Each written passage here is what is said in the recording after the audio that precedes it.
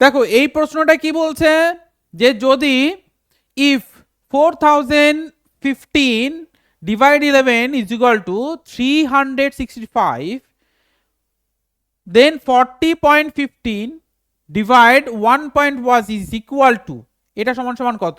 শুধুমাত্র চেঞ্জেস আমরা দেখতে পাচ্ছি এখানে যে দশমিকটার পজিশন, বাকি সব সেম। তাহলে আমরা এটাকে আগে একটু বুঝে নিই।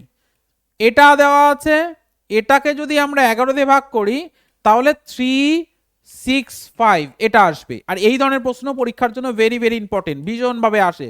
তোমরা যারা পরীক্ষা দেবে নবোদয় রামকৃষ্ণ মিশন, তোমাদের কিন্তু আসতে পারে। ওকে, তাহলে এই যে ডিভাইড আমরা করছি, এবার পরেরটা আমরা যদি নিয়ে আসি, 4015 ডিভাইড 1.1।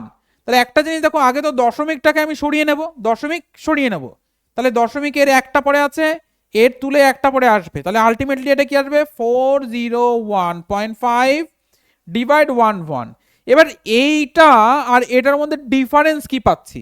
ডিফারেন্স হচ্ছে শুধুমাত্র পয়েন্টটা, আর কোনো কিছু ডিফারেন্স নেই, বাকি সবই সেম। তাহলে এখানে অ্যান্সারটা তো 365 আসবে, কিন্তু দশমিক যেহেতু একটা আছে, দশমিক একটা সরে যাবে। ঠিক আছে, তাহলে 36.5 কোথায় আছে? 36.5 অপশন এ তে আছে।